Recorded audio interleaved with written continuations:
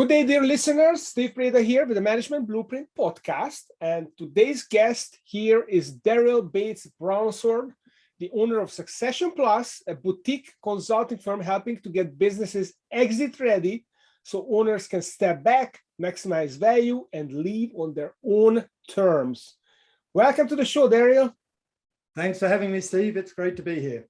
Okay, well, I'm excited to have you here. And tell us a little bit about your entrepreneurial journey. How did you go from mechanical engineering to exit consulting? Is this like a logical road that leads there, or there were some kind of detours along the way? Yeah, well, it's not a logical path, I give you that. But look, I started life and I wanted to go to uni and I couldn't figure out what to do, but I liked figuring out how things worked and using my hands. So mechanical engineering was the logical thing at the time for me to get into. Had a great time. I worked in the power industry and worked out how things worked and getting involved, and it was fantastic. But 10 years in, and my director sat down with me one day and he said, "Darryl, you're not developing any areas of specialization like all of your colleagues." And I've gone, "Oh, it's great, isn't it? Oh, I don't fit in here, do I?" And I had that awareness and realization that I like to keep doing new things. I like to keep things exciting. So I went and joined the consultants who were consulting to our industry. I recognized fairly quickly that I wasn't the corporate guy. I didn't like working in the corporate space as a consultant or an employee. So I started working with SMEs and recognized that things happen a whole lot quicker in SMEs. Growing businesses, putting in all sorts of strategies, business modeling, designing, and I guess that's where my engineering skills came out and systemizing things and going, how do I work? But recognizing that energy and the human factor had a much bigger impact in business than just how things work mechanically and without soul. And after consulting with businesses for a long time, I recognized that a lot of them were getting to the point where their business was their baby. It was accumulation of their life's work, and they were saving it up. They were treating it as their pension, but they weren't doing any pension planning, Steve. Mm-hmm. So seeing this and identifying this need, what I recognized is that business owners just didn't realize, they weren't aware, especially here in the UK, that if you want to get the most of your life's work and if you want to maximize the value of your business, you need to start thinking about it differently. So that's the short story of how I went from engineer through to exit planning. And I guess the common thread is the systematic thinking, the structured thinking, and from mechanical things to energy things, human energy things. So that's the thread I can weave for you there on that one. Yeah. Okay. Well, I'm with you. I mean, you need to really engineer a good exit. And that takes a lot of forward thinking and systematic approach. And you want to use all the best practices that you can get. So tell me about your blueprint. I mean, we talked about this on the pre-call that there is, maybe it's called the Succession Plus 21-step system, or there's another name to it. But what is the main idea behind this 21-step process that you have? Yeah. So and as you were talking then, Steve, I think maybe you've just coined a new term. Maybe we should be exit engineers. So. Yeah, it does chime pretty good. Yeah. So you might want to copyright that real quick. So what do is we recognized a pattern, and with that systematic thinking, my partner, who's based in Sydney in Australia, a guy by the name of Craig West, has been doing it for a number of years, and he recognized the pattern and the theme of things that business owners needed to do to prepare their business if they wanted to be considered exit ready in advance of an exit. So he was recognizing that it is actually a good thing to get your business exit ready, mm-hmm. even though you may not exit. So the 5 key stages are: the first thing we need to do is we need to identify the value you've already got in your business. What does the business look like today? And how does that compare to what you want the business to look like when you do exit? So what's the gap between where you are and where you want to be? The next piece of what we do is then we need to protect the value. So protect the value is protect it from that unplanned exit. Protect the value you've built so far, and protect the valuation from the perspective of, if you were to exit today, if you were to sell it, at least you would get the standard industry multiple when it comes to the valuation.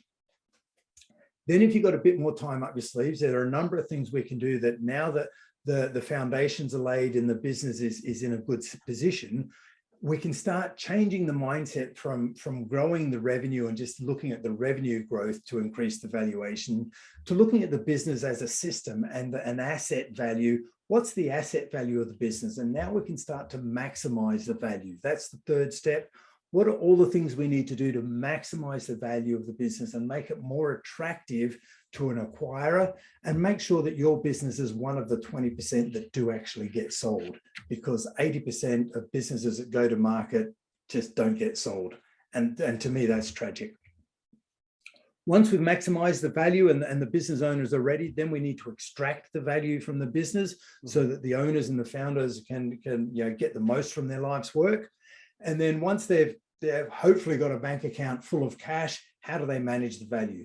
Because what do business owners and entrepreneurs love to do?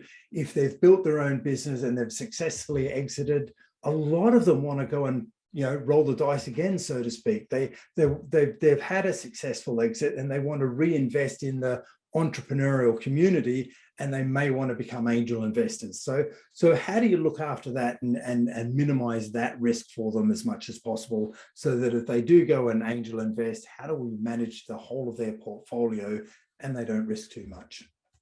Wow. So they're the 5 key stages: identify, protect, maximize, extract, manage. I like that. That's really interesting. I'm particularly interested in the last one, but let's go a little bit in order. So these are the 5 stages, and you said that there are 21 steps. So how do those steps get distributed between the different stages? Yeah, well, it's a good question, Steve. So the 21, there's a couple of steps for each stage, and it's not the same number of steps. It's kind of like a layered system, as you might do if you're going to break things down as an engineer. And there's a number of steps, and we go, here's the key points that you need to do for stage 1 if you're identifying value. And when we identify value, we start with what is the business, what's the best thing for the business, and also what are the owners looking for. So we look at it at a personal and a professional and a business perspective, because one of the biggest blockers to a successful exit happening is the owners don't know where they're headed next. And for entrepreneurs are visionary people. And once they grasp a vision of something about the future that they see and they want to move to, they'll sprint to that. Mm-hmm. But if they haven't got a vision, they're just going to keep working and tweaking and managing and improving what they're doing. So we need to help them prepare their exit vision of what they're going to do life after this business. Yes. And we talked about angel investing, or it could be retirement, it could be sitting on a beach, whatever it is. I like that point very much, because I think there's a lot of confusion in the minds of business owners. I just did a talk this morning, and I also started the talk is, what is your personal number 1 goal for the business? Not the goal of the business, not the vision of the business. What is your personal goal for your business? And most of my audience members who are business owners, they were kind of stumped with this question. They didn't know how to approach it. They didn't think about separately the 2 ideas. And then what happens is their personal vision becomes the business vision, and then they want to sell the business 3 years from now because their goal is to exit. And suddenly the business doesn't know where it's going because its owner is leaving. The owner didn't take the time to create a new vision or help the other people who stay in the business to create a new vision. And now, why should anyone buy a business without a vision? Yeah. So do you find this being an issue for your clients? Yeah, look, and what you're saying, I think, is bang on. And it reminds me of that whole conversation around vision and purpose and mission and direction of a business. And some people say, what's the purpose of the business is to make the shareholders more money. And that's a finance-led vision. And if you think of the whole idea of a purpose and a vision is to inspire and energize the people in the organization. So imagine that scenario, you're recruiting someone new and they go, hey, what's this business all about? And you go, well, it's all about making me more money. And I go, well, that sounds pretty uninspiring. It's all very transactional. So in that case, yeah, I'm going to just negotiate the only metric I've got to go by is currency. So I'm just going to negotiate the highest salary I can, and I'll treat it as a commodity transaction. Whereas those businesses that have got a higher purpose, they're far more inspirational, and they're businesses with heart and soul. And when you get the heart and soul of someone, you get a whole lot more. So I think I may have deviated from your original question a little bit, but energetically, I think it's in line there. Mm-hmm. Yeah, no, I agree with you. It's really important to harness. I mean, if you want people to bring more than just a mercenary mindset to your business, if you want them to bring their passions and bring their energy and creativity to the business, then you have to inspire them. And how do you inspire them? Not with talking about how much money the owner makes, which is actually cannot be the purpose of the business. A business, Peter Drucker talked about it 50 years ago, that the purpose of this business has to be to create a customer, to provide a service or a product to a customer that makes their lives better or helps them achieve something. It has to be outside of the business itself. Otherwise, there's no societal benefit of the business being there in the first place. So identify value, protect the value, maximize the value, extract the value, and then manage. So what are the ways to protect the value of a business? So protect the value is, it's your classic, for protecting it for an unplanned exit and protect what's there. So we're talking about all of the things that will improve the P side of the equation. So let's get all the insurances. Let's make sure the owners have got the right sort of buy-sell agreements in place. We've got shareholders agreements in place. We've got all of our governance requirements are under control. And then we start looking at good financial management. Have we got a clean set of accounts? Have we got some business plans and budgets in place? And are we running and are we controlling the finances? Or are we just spending and looking at the bank account and going by what's in the bank account? So getting more and more financial control. And then we start looking at things like, what sort of reporting have we got? Regular reporting processes. And I'm talking about reporting more than just financial reporting. Mm-hmm. So they're kind of the foundational elements I look at to protect the value. And, I call them foundations because they're the basic requirements of a good quality business. Mm-hmm. And then the exciting stuff for us is the maximize value, Steve. I think let's face it, as a consulting organization, it's what are the clear, clever, strategic things we can do with the business that can really start to crank up the intangible assets and really start to stimulate the owners and minds and engage their minds and re-energize them. Because when you tap into their creative juices again, they become re-inspired and they bring new and fresh energy to the business as well when you get them out of their old job because they've become career bored. So okay, so it's a great topic. So how do you do that? How do you add value? I mean, you're an outsider, you come into the business, you don't know the business of the company to the degree that the owners know. What is your process to find those gems or those ideas or insights so that you can actually re-energize the owners? Yeah, so much is you'll find a business owner, and when they've been doing things a certain way or they've been running the business for a number of years, they're doing so much what they think is intuitive. And they go, look, it's just intuitive. I just know how to do it. But the bottom line is it's practice and it's rehearsed and it's ingrained habits. So when we come in and we're not overly familiar with the industry, that's often a good thing because we're not bound up with the way things happen in this industry. We can come and ask those innocent questions and go, well, why do you do it that way? Yeah, but why? But why? But why? And just keep asking why. But the big piece where we can really add value is we've got a way to help unpack IP.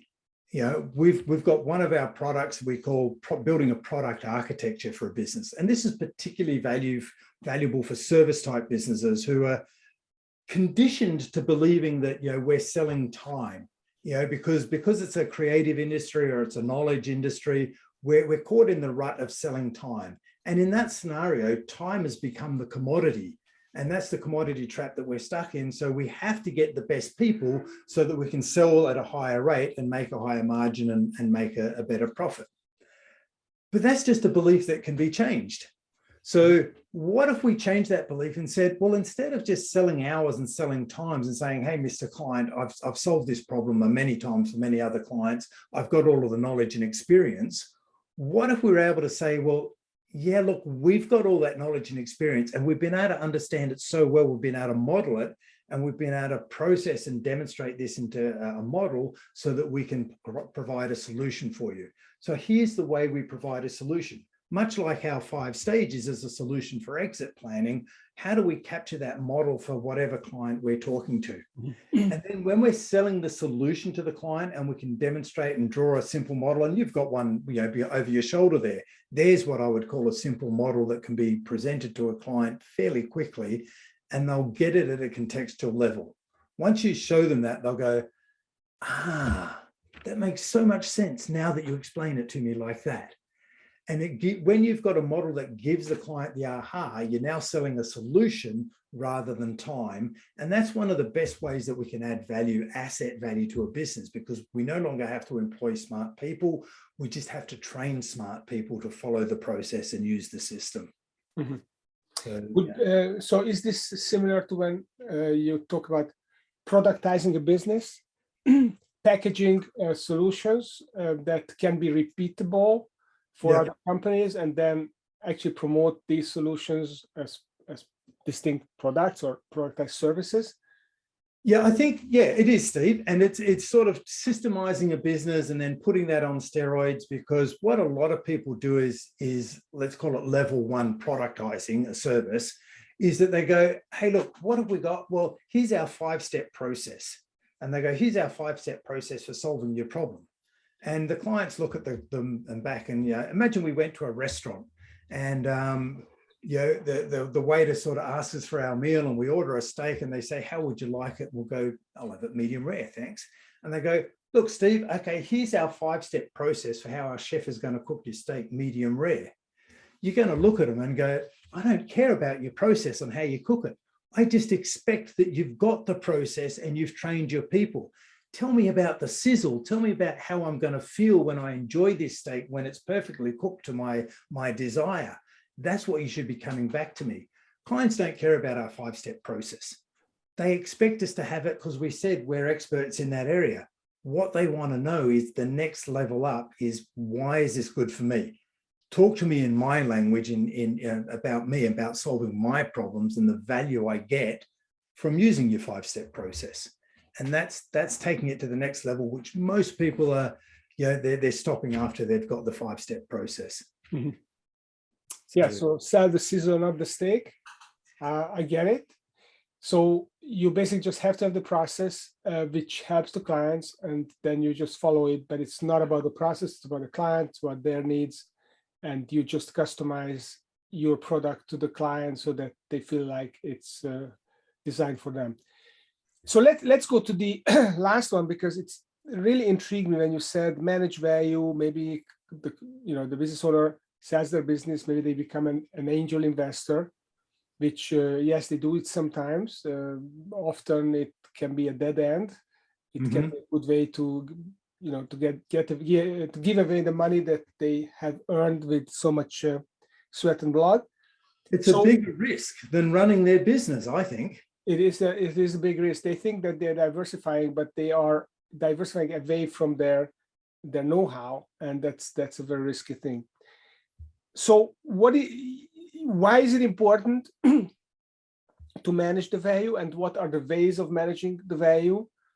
And I wonder why you raised angel investing as being one of the paths, because I don't see it being a frequent path for most investors. For investors, maybe not, but for a lot of business owners who've exited out of that SME space, and for if they've done really well and they've sold their business and they've ended up with a lot of zeros in their bank account, they're energized and they feel they've been very successful and they want to contribute back. So they'll hive off a whole lot of money that they need to live off and keep the family happy, and they've still got surplus. And they've got energy, and entrepreneurs don't stop. They don't, they might say they want to sit on a beach and drink pina coladas, but after 3 weeks of doing that, they're bored and they're out there doing something that they get twitchy, so they want to do something. So some of them want to get into angel investing, and that's why I mentioned that example. But the key is it's about estate planning, Steve. It's about going, hey, look, if I've managed to be that successful and that fortunate, how do I look after my money so that my next generation and the next generation, and how do I plan for how that money is used and set up, and so that I can do with that money and that fortune as I desire. And different people, there's no right or wrong way. It's just making sure that the tax and the planning all goes so that the business owner, or the now business exited business owner, gets to live on their terms. Mm-hmm. That's great. So does it mean that you keep like wealth management services in-house, or you work with someone else who specializes in that? Yeah, we've got specialized partners that we work with. We don't do the wealth management ourselves. Our focus is on the consulting and preparing the business for exit and preparing the owners for exit. When it comes to doing the transaction and managing after post-transaction, we've got partners that we work with, and we've gone out to market, and there's a lot of players now. We've found the people that match and work well with us. Mm-hmm. So what would you say are the 5 most critical success factors of a great exit planning product, or a great exit planning outcome? What are those mindsets that business owners should be embracing if they were to want to do that? Don't know if I've got 5, but I'll give it a go. No, I asked for 3. Okay. So the first one is we need to make sure that we are not required in the business from an operational perspective. We can be involved in the business, we can be chairing the business, we can act in that role as founder, but we don't want to be involved operationally. We want to be able to demonstrate that the business, there's upside to the business and it will keep growing, and those forecasts that you've shown the investors, the acquirers, you want to have some sort of system that can show them and give them confidence that those forecasts will be achieved post-transaction. Mm-hmm. Otherwise, they're going to make demands that you'll be there to make sure that those forecasts are achieved. And the next one, I think, that's really important for a successful exit is don't get out at the top. Make sure that you've got a plan there that says, here's the upside of our business, and here's the forecast and our strategy to double whatever over the next 5 years. And here's where we've come from over the last 5 years. We're not exhausted in getting out at the top. We're selling or getting out, and we're showing you the upside. So we're leaving a lot there so that there's value there, so you can come in and invest and realize that value. So, we'll never get it right timing perfectly, but if we can show some upside, then that's a great way to realize good value when you do exit. Well, I fully agree with you. It can be kind of an attractive idea to capture all the value in the company. But part of the value of the company is that blue sky, that perception that this company has still a good run ahead of it. And if you don't leave it there, then people are going to think about the future revenues and profits at a much more diminished way, or they may not even be interested because they don't want to buy a company at the top. So that's a really interesting point that you're making. So and to explore that just a bit further, one of the things we play with is capacity.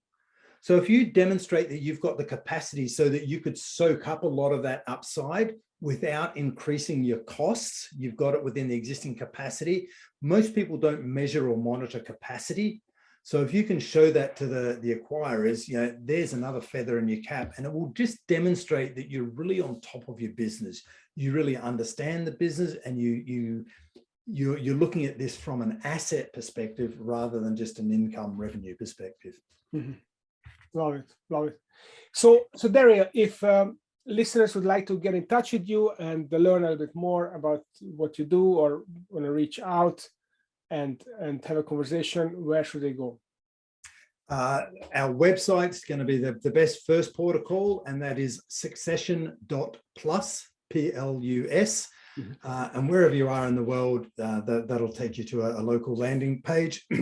Or you can find me on LinkedIn, Darryl Bates-Brownsword. There's only one with that name, so really easy to find on LinkedIn. Yeah, that's for sure. That's a very unique name. Well, Darryl, thank you for sharing your amazing insights on the Management Blueprint podcast. And for those of you listening out there, if you enjoyed this conversation, stay tuned next week for another interesting entrepreneur coming on the show. Everyone has a great day. Thank you, Darryl. Thanks for having me, Steve. I've enjoyed catching up with you.